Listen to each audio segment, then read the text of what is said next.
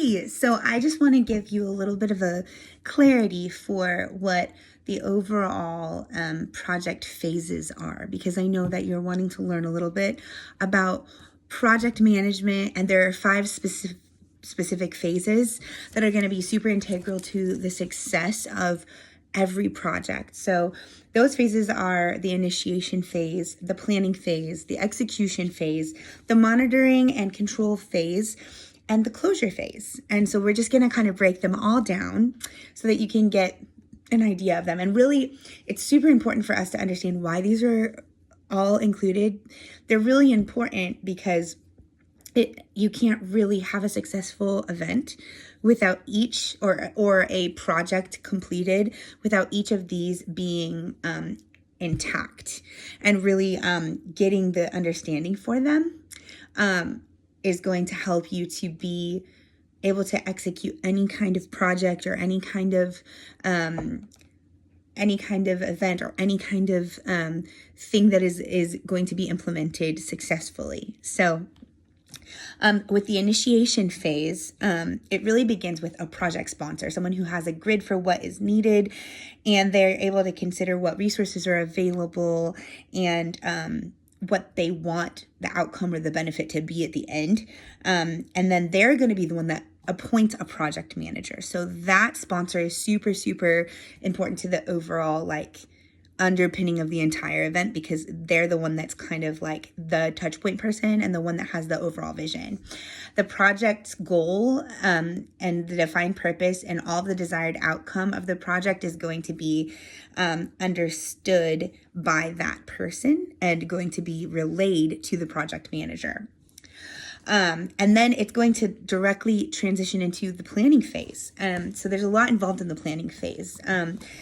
The project is going to be approved. The project manager and the team are going to come into a development. There's going to be a lot of people that are going to be hired or appointed into specific places to handle all of the details. How it's going to happen, the study of how it's going to happen is going to be conducted, and they're gonna assess the potential risks involved in how that could be interfered with, or how it could be things could delay or interrupt the development of it, and then a project charter is going to be created, and basically the charter is going to take all of the pieces of everything, the timeline, the details, and the risks, and all of the resources and everything, and it's going to funnel it into a document so that everyone can, understand what is going to happen. There are three fundamental steps in planning. First, you have to have defined project goals. If you don't have those goals, then you have no where to go with the project. Then you have a lot of options. So you have to be able to navigate through the options and determine, okay, what ones are going to be the best. And then after you are able to navigate which ones are the best, then you're going to solidly say, these are the ones that we're going to go with. We're going to go with these options for the development of the project. And that's when you're going to want to develop a to-do list, so that all of the pieces of the workload and the deadlines and everything are able to be funneled and put into a correct order. And a project manager cannot control certain things. They're not going to be able to control the risk or changes in scope. And the scope is really kind of all of the different variables of what is going to be involved in the time, the cost, the resources, all of the things. If there's any changes to that, that's an uncontrollable thing for project manager, and they're just going to have to be able to pivot with new information. And you can't really forecast certain things, but you can try to come up with potential risks. So ultimately, it's a part of the planning is going to really involve the timeline, schedules, and understanding the unknowns. So there's going to have to be a duration estimation. How long is it going to take? The project manager's goal is to be able to kind of pinpoint, I think it will take this much time to complete this, and we should do this before this next step. And a good project manager can level expertise. According to One Hope, they can level the expertise of a project team so that the team members have practical experience to provide realistic estimates.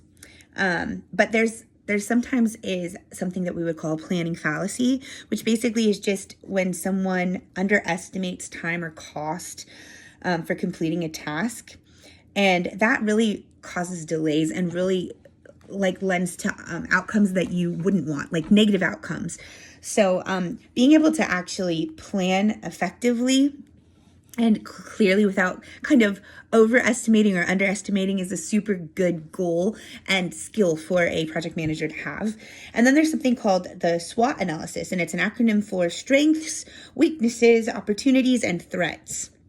And so using that SWOT analysis is really important for the planning of the phase. You want to understand what the strengths are for the project, what the weaknesses are, what opportunities there are, and what kind of threats could come against your project. Then you're going to go into the budget and the financial, that's like the financial roadmap is the budget. And it's going to be a document that is comprehensive, and it kind of entails all of the costs. And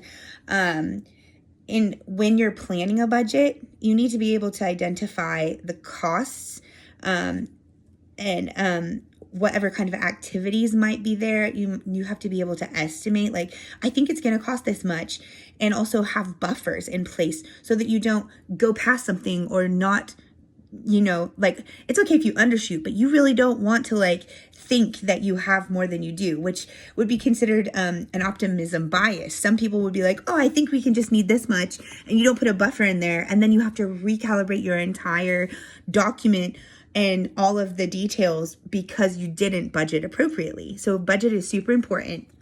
And often project managers will use something called a Gantt chart, which is a graphic that helps people to visualize the expenses of the project for the life cycle and make sure that there is cost control and that they're, keeping their budget according to what is available. You really don't want to overspend at all. Then also in the planning phase, having risk or unmanaged expectations is super, super important to have an understanding for. When you're dealing with stakeholders, there's a lot of people who have ideas about how something should turn out. And they can have expectations that if they're not met the way that they thought it would be, it's going to lead to a lot of disappointment. And it could actually cause complete project failure, which is horrible to think about. And so clear communication of what the expectations will be, and actually putting those boundaries in place by the project manager and getting feedback and input from the stakeholders regularly is how you're going to avoid that disappointment and ultimate failure. And risk management is really identifying and responding to problems that could derail the project. So there is a risk log that is super good to build out and create, which is going to just basically analyze and track every kind of option, possibility that could go wrong. And brainstorming and leveraging collective knowledge is super helpful in this. But some potential risks could be weather events or technical failures, low attendance, health and safety concerns, logistical concerns, security and vulnerabilities. There could be issues with legal risks and compliance problems. There's a number of different factors that have to be brought into play, and you build your plan with those boundaries in place to kind of protect against it as much as possible. Then there's also a change process, and frequent changes can derail the budget, the scope, the quality, or the deadline. They can derail those things. But one thing that's super important, according to One Hope, is adaptability. And it is crucial for the benefit to change. Changes can drive innovation and improvement. It might be hard to actually have to pivot, but it will actually make the project itself better. And change management really involves transition from the current state of the project to the desired future state of the project. So if there's something that needs adjusted, talking with the stakeholders and realizing, we need to make a pivot here, it's going to make the project itself better. So communication is integral. And in the change control process, putting in a change request, analyzing it for the benefits and the impact, and then creating like a request form, and then getting that request form approved is all part of pivoting that entire project to a better outcome. And the sponsors, once they approve the changes for the project, the manager must replan and update the whole project, including the scope, and assess the impact on the schedule, the budget, the scope, the resources, and everything. So it's kind of like a re-documentation. So it's a lot of work to do it, but it is super necessary sometimes. Then you kind of are going to pivot into the execution phase. And that's going to start with a kickoff meeting. And that kickoff meeting is going to mark the official start for the execution phase. And there's a lot of details involved in that kickoff meeting. So it's going to involve the project manager, the client, the sponsors, the project team, and stakeholders. And they're all going to be involved in this kickoff. And then you're wanting to schedule this at least 5 to 10 days in advance, including sending the invitations out so you get it out there ahead of time. And then during that meeting, the project manager is going to review and present the project plan and discuss the objectives, the scope, the rules, and validate everything with the stakeholders. And then they're also going to use visual aids so that everyone kind of captures the vision, because without a vision, you can't do anything, so that is super important. Having the vision, you want everyone to be connected to it.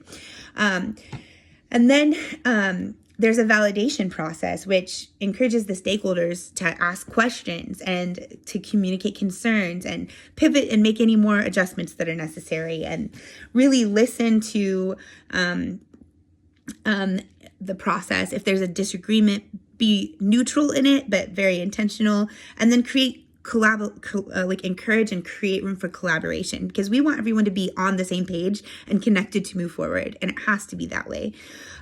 So there are 2 parts of the meeting that are super important, and really 2 types of meetings. So in this first kickoff meeting, there's the approval process, and you're going to make sure that everything is approved and that every one of the stakeholders and everyone involved in the team is in buy-in and they're moving forward. And then you're going to have something along the way with this execution phase that is the status updates and communication part. And that is really for the longevity and the health of the entire life cycle of the project. You're going to want to have these clear, consistent reporting format updates where you're giving the project updates and you're saying, hey, this is what's going on. This is where it is. And honestly, I believe that this part of it in the execution phase is super integral. Of course, you want communication ahead of time, but once you get this ball rolling and you have the stakeholders involved and everybody, communication is life. And if you don't have successful communication, you are not going to have a successful project. So I really feel like this is probably the most important part of the entire thing, is once you have the buy-in and everything is moving, you want to keep everybody informed and keep them clearly informed. And there's also a work breakdown schedule, which is a record that's going to track the tasks, responsibilities, and the deadlines for all of the projects.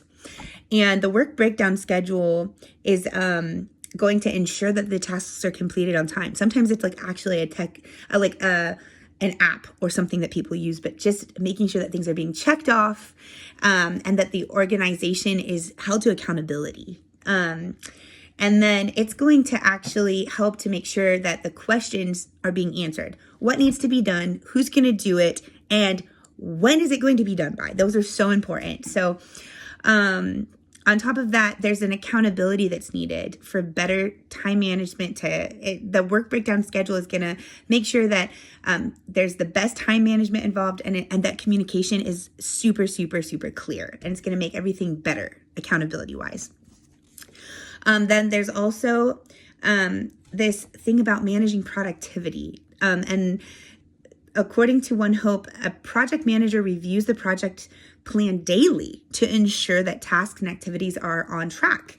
And they must also ensure that all the subsequent tasks are prepared in advance to maintain a continuous workflow and avoid unnecessary delays. And honestly, you want to have that planning and organization seamless. You want to make sure everyone knows what's going on, and the person in charge is the project manager, and they're accountable for all of those things. So having clear communication and consistency when you're leading people is so critical. And then setting the expectations for the performance, providing resources and support, delegating tasks appropriately, monitoring progress, providing feedback and handling any conflicts, motivating the team. Literally, you're the one cheerleader.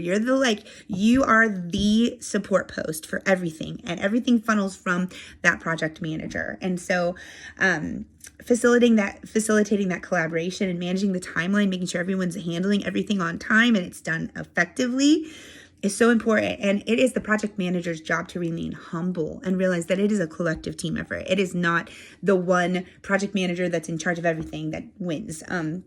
So those clear measurable targets are extremely important. And there's a control and monitoring phase of this process where if you monitor projects regularly, it's going to be successful. But without measuring those targets and making sure that it's on track, that project is never, ever going to reach its goal. It's going to be impossible. So maintaining the time, the budget, the adherence to quality standards and resources and utilization, that is all part of that monitoring the control. And there's a few different tools that are used for this. There's a SPI, which is a scheduled performance index, and it's going to calculate the earned value by the planned value. And then there's this quality control, cost variance, which is a metric that basically looks at the project comparing the budget to the work performance. And those are going to help to make sure that the project is delivering and meeting the required standards that were part of the initial layout in the project. And it's going to entail the risk management and assess any potential risks along the way, and create strategies to mitigate those or to change them so that it can create the desired outcome. And then there's also status reports, and they really matter because they keep the project sponsors and stakeholders informed. And weekly status updates should really be given all the time. And there's a cover document, a whole document that is that weekly status update, so that you're communicating. So that initial communication, but also this part of it is so critical. Those updates saying, hey, we're hitting our markers, we're hitting our milestones, we're doing what we said we would do. Our budget is here. We have green light on this. We have yellow in these areas we need help. And we really, really need to create a new plan with these other ones that are red. There's color coding that just basically says, this is where we are. This is what we're doing. This is how we're being effective. And then there's a high level overview that includes the project tasks and status challenges and risks. That way you can handle and mitigate project derailment. And really there's 4 phases. You react, you make sure right away that you get the whole team involved. If there's a derailment, if this is going off, if the project is in red and it's some things are not working, you get everyone involved and you look at everything and you read all of the details, all of the data, and you make sure that you are responding and creating a new plan, initiating something so that all of the things are moving towards something better, of reallocating the plan towards something that is going to fix it and resolve the problem. And sometimes you might have to do this multiple times. You might have to do this multiple times during this execution phase just to make sure everything stays on task. And at the end, you're going to have your closure. And that is the final phase. And that's where acceptance, you get to acknowledge all the things that were delivered and agreed upon, and provide the client with what they were expecting, hopefully. And then communication, the final project outcome and success, the lessons learned with the stakeholders, and kind of just all of the things that could grow from it. And then there's a reflection time. And this is all post the project's completion or the event's completion. The reflection time is the project team is going to review everything. They're going to look at the whole life cycle and identify what worked and what could have gotten better, what could have been better, what could have been adjusted. Hindsight is 20/20. It always is. So that's helpful. And then find out where the root causes for the success and the failure were, because there's always a cause and an effect, right? And so then there's the celebration. And this is probably the yay mark, but basically the successful completion of the project is going to recognize all the hard work and the achievements from the project team, and acknowledge participation and the invested efforts, and really just say, wow, we all did it. Good job. So good. Championing and celebrating everyone. And this literally opens the door and paves the way for there to be future events and success in future events. So this is kind of the whole process in a nutshell. It's very involved, but if all of these pieces are in place, you're going to have a successful event.